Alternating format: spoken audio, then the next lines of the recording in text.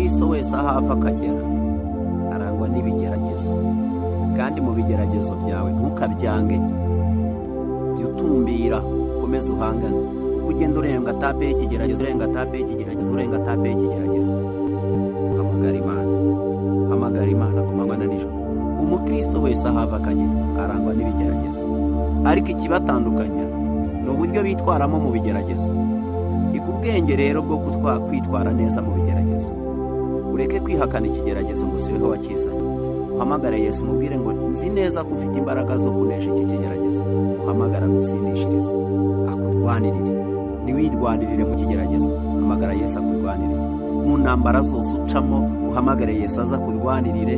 Umukristo ahava akagera wese arangwa n'ibigeragezo, ahubwo ikibatandukanye ni uburyo mu byitwaramo, ni uburyo abakristo bagenda bitwara mu bigeragezo.